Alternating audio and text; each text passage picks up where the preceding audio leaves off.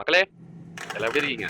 இதான் மக்களே last vaccine லசோட்டா எப்படின்னு பார்த்தலாம் வாங்க. நம்ம வீடியோ ரெகுலரா பாக்குறவங்களுக்கு கண்டிப்பா தெரியும் எப்படி டைல்யூட் கூட வந்து அந்த வேக்சினை மிக்ஸ் பண்ணணும்னு சொல்லிட்டு. அந்த டைல்யூட்ல இருந்து எடுத்த லிக்விட இந்த வேக்சின்ல ஃபர்ஸ்ட் கலக்கணும். அந்த பவுடர் ஃபார்மட் வந்து லிக்விட் ஃபார்ம்ல சேர்ந்ததுக்கு அப்புறமா அதை திருப்பி எடுத்து அந்த டைல்யூட்ல மிக்ஸ் பண்ணிக்கணும். ஏன்னா அந்த டைல்யூட்ல தான் 100 கோழி குஞ்சுகளுக்கு போடுற அளவுக்கு லிக்விட் இருக்கு. பண்ணதுக்கு அப்புறமா நல்லா இதையும் ஷேக் பண்ணணும். ஷேக் பண்ணி அதுக்கப்புறமா தான் யூஸ் பண்ணணும். சரி வாங்க நம்ம கோழி குஞ்சுல லைட்டை போட்டு எழுப்பிடுவோம். ஒருத்தர் பாத்தீங்களா அங்க அம்மா மேல ஜாலி வந்து சவாரி போயிருக்காரு.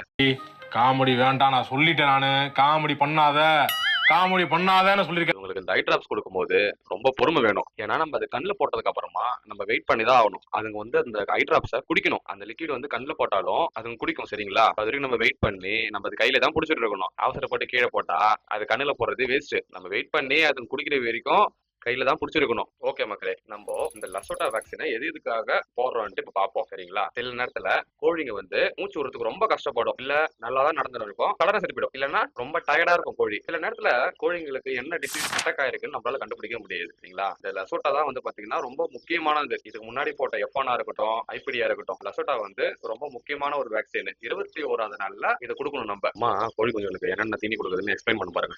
ஒரு சின்ன வெங்காயம், சூறு, தவிடு, காற்று, புண்ணாக்கு சாப்பிட்டுக்கிட்டே இருக்கும் கோழி. மூக்கை பிடிச்சி தேய்க்குதுல்ல, அப்போ அதுக்கு தெரிச்சுக்கும். இதெல்லாம் என்ன சார் அக்கிரமமாக இருக்குது சார். இவங்களாம் பண்ணுறது ரொம்ப தப்பு சார்.